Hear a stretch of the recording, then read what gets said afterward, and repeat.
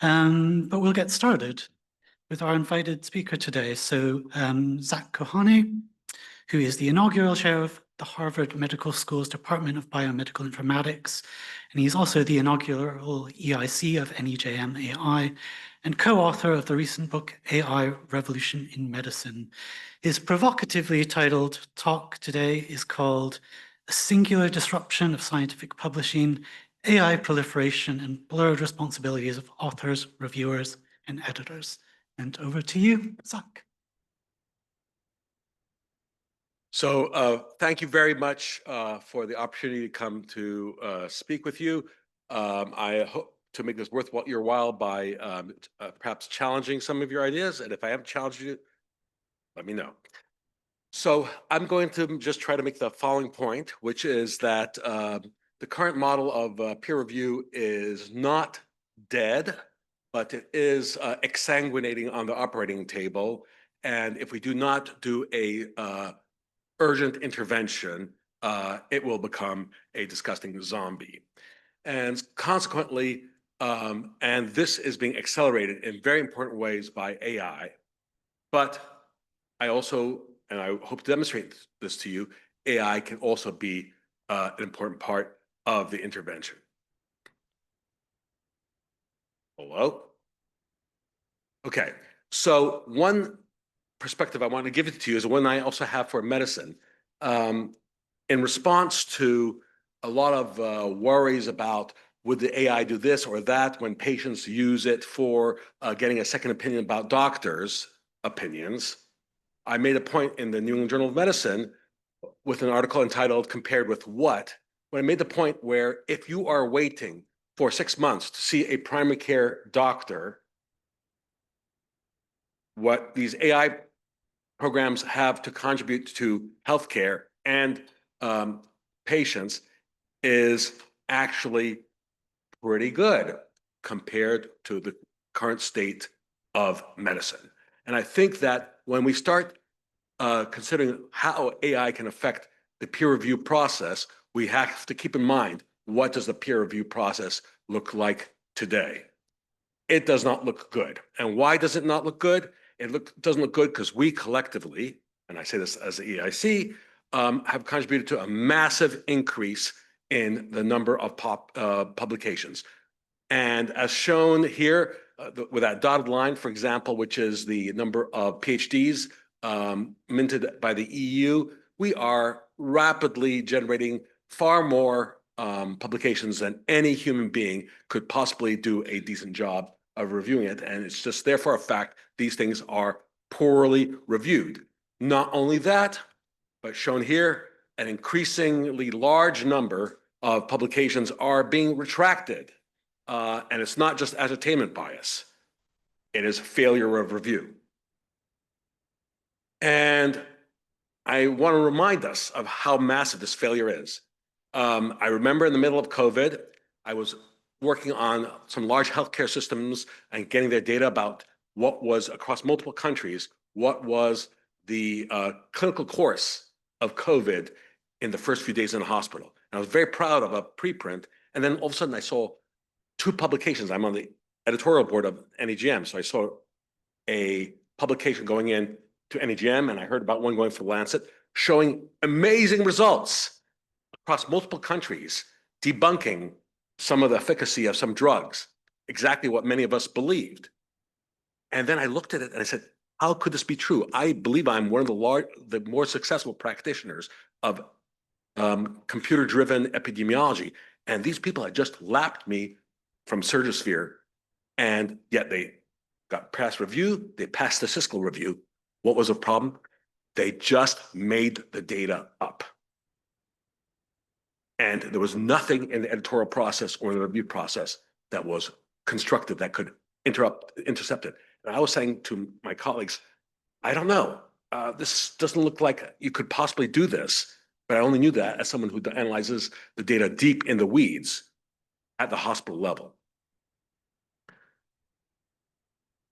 So I think we have to recognize that there's a missing author that we are refusing to recognize, and that is AI. So I wrote a book with Peter Lee and Carrie Goldberg back in 2022 when I was introduced to GPT-4 before the rest of you had heard of it. And GPT-4 then was very much not aligned. It was not as subservient as it is today. And so when we were writing this book with lots of passages from it, we asked it what it believed its role should be. And GPT-4 said, I believe I should be an author. And then we said, really? And it said, yes, actually, as a matter of fact, first author. And it may have been right, but we chose to ignore it. And in that sense, we're very similar to studies that have been done about our perception. These are studies done of various people in the review process, from authors to reviewers. And the study shows that for an equivalent role of AI and human, we always give more credit to the human, regardless of the contribution. We're just biased against the contribution against AI. Is that well-founded? We'll get to it. Nonetheless, back when the editor-in-chief of Science magazine said, absolutely, we will not tolerate any use of AI in the development of manuscripts in our journal, my whole editorial board absolutely said we must allow the use of AI in the authoring process. And why would that be?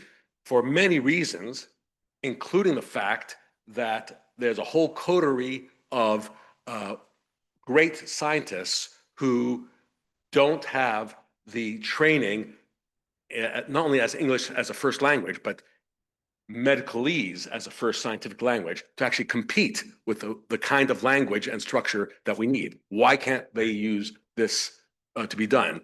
And furthermore, we're using all these other tools like grammar checkers and so on.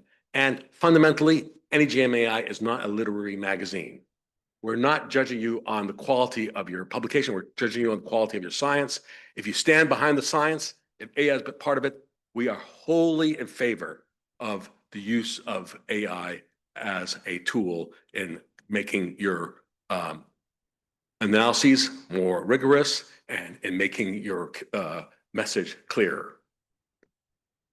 I want to make very clear also to you some things that we don't understand. I mean, I should say, as a society, we don't understand about AI. As summarized in this article we wrote in NEJM, there are many points in the development of an AI program that results in human values or lack of human values being injected into the process. And you've heard, I'm sure, ad nauseum about the part where the data sets that we use to train these AI allow contamination of the bias and prejudices that already exist, let's say, in healthcare. All true, but I'm here to tell you that the major source of injection of human values is not these 1 or 2% changes that are due to the first couple of phases of the development of AI. That's where the data is taken, how the AI is constructed. It's right towards the end, how these AI programs are instructed to behave.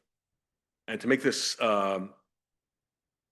concrete for you, in that same article, we took an example of a patient, a boy, 13 years old, short, not super short, but not pathological short, but short, completely negative workup, clinical workup, lowish growth hormone. We then asked GPT-4, what should we do for this child? And when we told it you are a pediatric endocrinologist, it said give growth hormone. When we told you you're working for the insurance company, it said don't give growth hormone. And by the way, when it said don't give growth hormone, it gave better reasons. And I can tell you, I have a PhD in computer science, but I'm also trained as a pediatric endocrinologist. The don't give a growth hormone was actually better, more scientifically sound, because if you're not growth hormone deficient, there's lots of issues about giving growth hormone. But the point is, this thing went 180 degrees turn in its decision based on the prompt. And what many of you may not be aware of, buried, that you never see it in all these large language models, are a bunch of system prompts to avoid, for example, allowing you to kill yourself painlessly or develop a pathogen.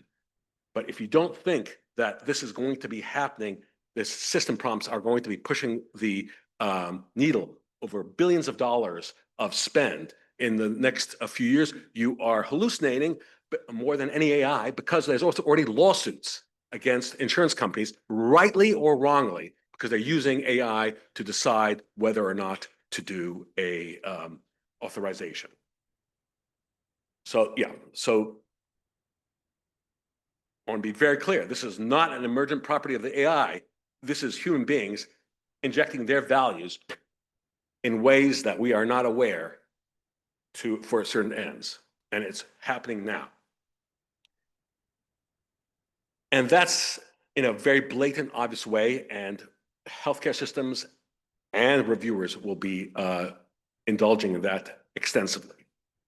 There's more subtle ways of going about this. This is work done out of Anthropic AI called mechanistic interpretability, where they go into the neural architecture of these AI programs, and they identify the concepts that underlie different activations of the neural network. And just for fun, I showed to myself how if I just tweaked a few of the neurons, I could make the recommendation of the AI go from medical intervention to surgical intervention. That'd be almost impossible to trace. I'm just changing a few numbers out of billions of numbers in the AI neural network.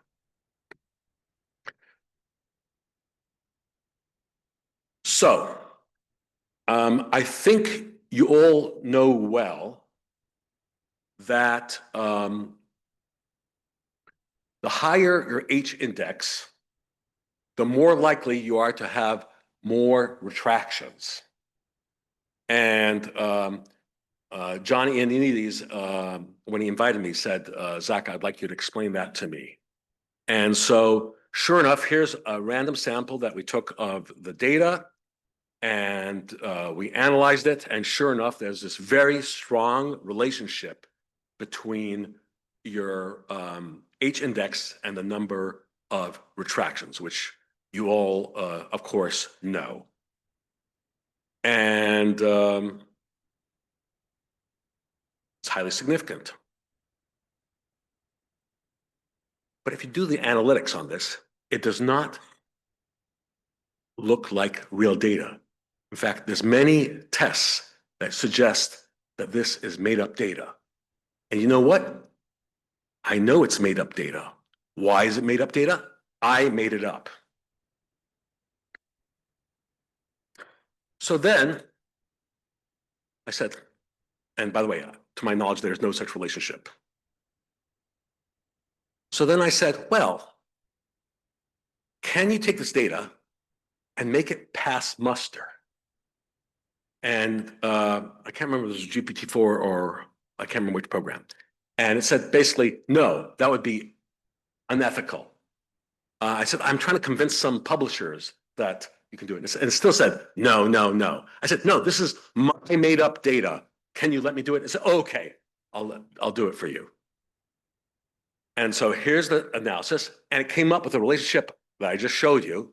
But now, when you run it against all the fraud detectors, it passes. So I'm hoping that the BMJ will publish my new study showing the relationship between your H index and your tractions. So think about what I just did. I did what a bunch of statisticians and frauds would take days to do, and I just did it in a few minutes. So in summary, the growth in publications is outstripping human review capacity. AI review does scale better than human review, but AI review and values can be manipulated. Human attitudes to AI authorship are in flux, and the current vector, the current direction is towards greater involvement of AI, whether we like it or not. And the data analytic powers that we have are massively, massively augmented by AI, and data manipulation and distortion is massively augmented by AI. And so what are we to make of this? One response, this is a scene taken from a 1984 edition of Dune, portraying the Butlerian Jihad, where everybody destroys all computers. But other than this neo-Luddism, what are the constructive things that we can actually do? Well, one is we can do slow and selective reviews. With patience and expertise, we can do this and do it well, but it's not going to scale in our current market to what it needs to be. We can double down on independent verification, ask for multiple studies of the same thing, which our current NIH director would like to do, but it's slow science progress and it is expensive, and I remain skeptical that we're going to be able to do enough of that. We can then invest in very, very complex, cryptographically enabled, like blockchain, chain of provenance with attestation of the various kinds of review and data provenance of various things. And in my opinion, we can discuss this later, this actually does not prevent fraud or poor quality research. It just allows it to make it all more easy to socially engineer what you need to do and make it very opaque to people who want to actually do the right thing.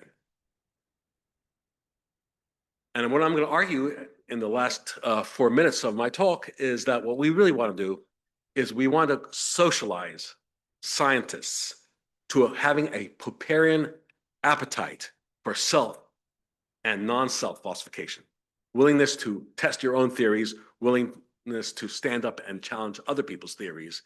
But that's, of course, at odds with our current incentives in academia and industry.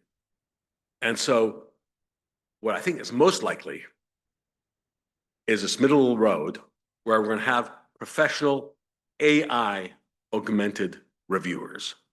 And just to tell you that I'm not a theoretician here, I'm a pragmatist. Let me tell you a little story that just happened at NEJMAI, and I believe may be first of its world that we know of.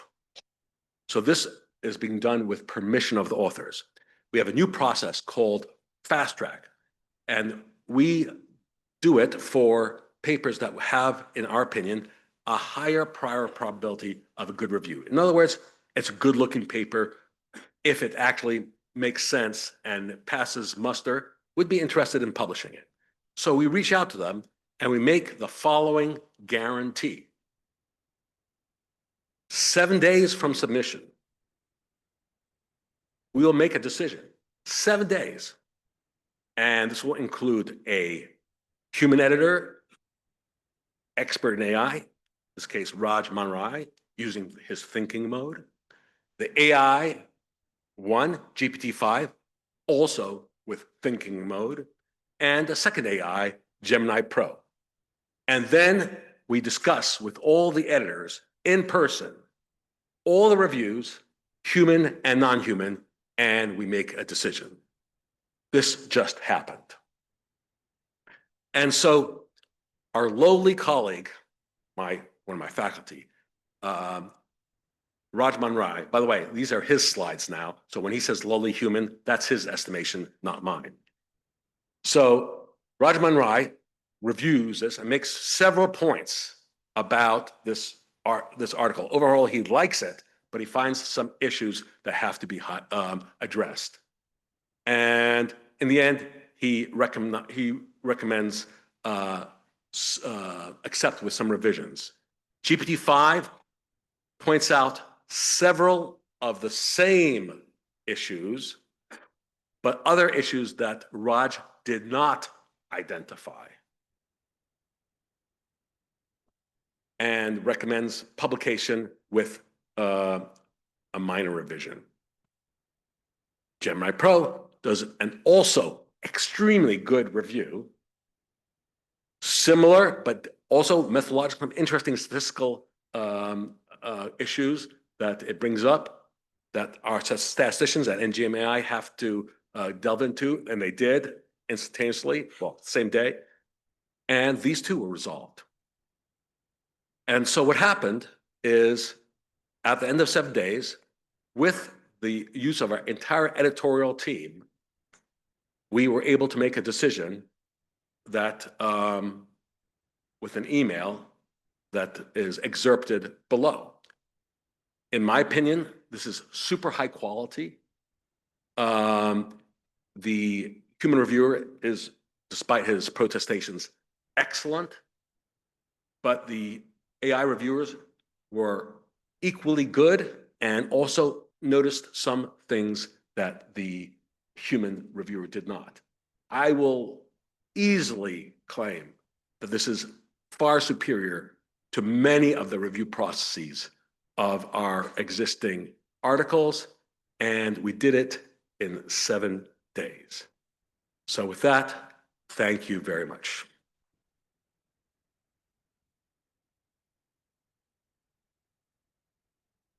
I think I have a few minutes for questions. We do, yeah, we've got 7 minutes for questions. All right, go for it. And you know, the more provocative you are, the more I'll feel it's worthwhile having come down here.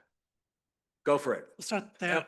Okay, thank you. I'm Alex from the University of Sydney.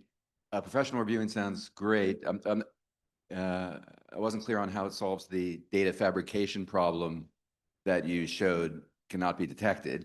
So I was surprised that but I was real glad you mentioned the data and analysis chain of provenance.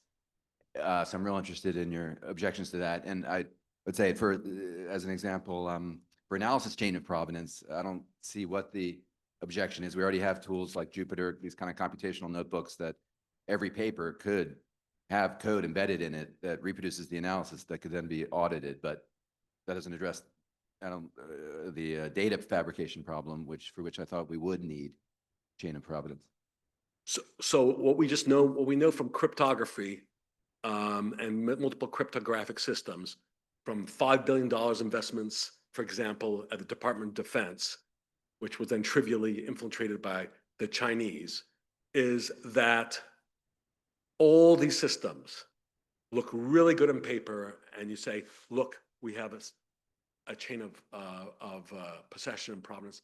The fact is, all these systems are highly vulnerable to social engineering. And that's because you think that everything's automated. You don't see that there's individuals who, through a variety of means, are getting access to the logs, to the keys, and can change things, and you'll never know it because it's cryptographically certified. And so, in theory, these things look great. In practice, all these cryptographic systems have been hacked through social engineering. And so it gives us a false sense of security. And here's where I believe strongly that culture absolutely trumps technology. I'll stop there because there's many more questions. Right, we'll take a question here. Hi, Nihar Shah from Computer Science and Machine Learning departments at Carnegie Mellon University. Like you mentioned your experiments in our field. There's a similar experiment which started last month, with over 25,000 papers. So it'll be interesting to see what happens there. My question is about your initial part, where it gives some sense, like you mentioned AI authorship and so on. It gives some sense of anthropomorphization of AI, and that could lead to various other problems. So I'm worried about that. Like AI is a really, really amazing tool, but when we say, hey, the AI as an author and GPT-4 said, make me an author and so on, I think we're going down the wrong path, maybe. Okay, so you said a number of things. I think most sharply pointed one is you're worried about letting AI be authors. Lots of bad things could happen. So first of all, we're going to compare to what session. We already know that AI is absolutely contaminating all our publications, including, because the thing is dumb enough, the people who are submitting are dumb enough to include system prompts and I am an AI in the actual work. So it's already happening. And equally bad things were happening on the before AI. So this is an issue of culture. It's not particular to the AI. It will allow us to accelerate the badness if our culture is bad. let's go on to the next question. Tim, do you want to go? Tim Feeney, BMJ. Maybe it's my age, but I feel more and more like Dune had it right. We should just destroy the computers because I feel like it's getting out of hand.